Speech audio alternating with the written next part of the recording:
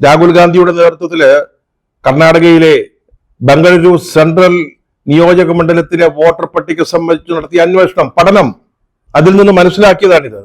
അപ്പം അവിടെ ഒരൊറ്റ മണ്ഡലത്തില് ഇതുപോലെയുള്ള ഒരു വോട്ട് വളർന്നു നടന്നിട്ടുണ്ടെങ്കിൽ ഇന്ത്യയിലെ മറ്റു മണ്ഡലങ്ങളിലെ സ്ഥിതി എന്താണ്? അതാണ് വോട്ടർ അധികാർ യാത്ര മുന്നോട്ട് വെച്ച ഒരു പ്രധാനപ്പെട്ട പ്രശ്നം.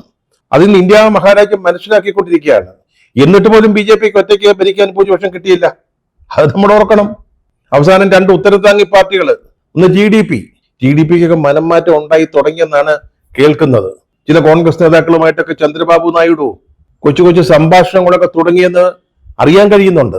അതുപോലെ രണ്ടാമത്തെ പാർട്ടി JDU, ഈ തെരഞ്ഞെടുപ്പ് നടക്കാൻ പോകുന്ന അല്ലെങ്കിൽ വോട്ടർ അധികാർ യാത്ര നടക്കുന്ന ബീഹാറിലെ പ്രധാനപ്പെട്ട പാർട്ടിയാ. അവരും BJPയും കൂടെ ചേർന്നാണ് അവിടുത്തെ സഖ്യം. 2-3 മാസം കഴിയുമ്പോൾ തെരഞ്ഞെടുപ്പ് വരിക. തെരഞ്ഞെടുപ്പൊക്കെ ആകുമ്പോഴത്തേക്ക് JDU BJPയുടെ കൂടെ ഉണ്ടായിരിക്കുമോ എന്നുള്ളത് കണ്ടറിയണം. പറഞ്ഞല്ലോ, ഈ രണ്ട് ഉത്തരത്താങ്ങി പാർട്ടികള് അവരുടെ പിന്തുണ പിൻവലിച്ചാൽ അപ്പ തീരും ഈ 56 ഭരണം.